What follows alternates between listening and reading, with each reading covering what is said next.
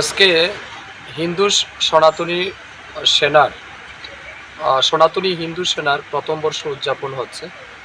আজকের এই বিশেষ অনুষ্ঠানে যার বিশেষ উদ্যোগে এবং আন্তরিক প্রচেষ্টায় এই অনুষ্ঠান হচ্ছে, তিনি আমাদের বিশিষ্ট ব্যক্তিত্ব তাপস মজুমদার, যার নেতৃত্বে সনাতনী হিন্দু সেনা গড়ে উঠেছিল আজ থেকে 1 বছর আগে।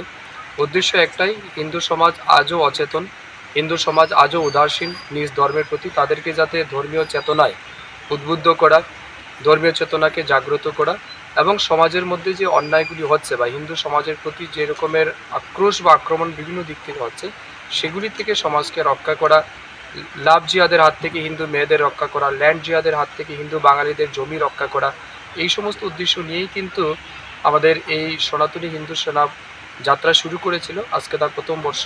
আমি তাদের সমস্ত সদস্যদের হৃদয়ের গভীর থেকে অনেক শুভেচ্ছা অভিনন্দন জানাচ্ছি এবং ধন্যবাদ, কৃতজ্ঞতা জানাচ্ছি তাদের প্রতি, যে আজ স্বার্থবাদী সমাজ ব্যবস্থায় তারা নিঃস্বার্থভাবে এগিয়ে এসে সমাজের জন্য কিছু করার দায়িত্ব নিয়েছে, সমাজের জন্য, সমাজ ধর্মের জন্য তারা এগিয়ে এসেছে। আমি মনে করি এটা শুধুমাত্র তাদের কাজ নয়, এটা ঈশ্বরের কাজ তারা করছেন।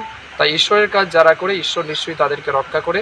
ঈশ্বরের কাছে এটাই প্রার্থনা থাকবে, ঈশ্বরের আশীর্বাদ যাতে তাদের উপর বর্ষিত হয় এবং হিন্দু সেনার যে বিচারধারা, আমাদের যে সনাতনী সংস্কৃতির যে বিচারধারা, তার ধারক বাহক হিসেবে কাজ করুক, এটাই আমি প্রত্যাশা রাখছি।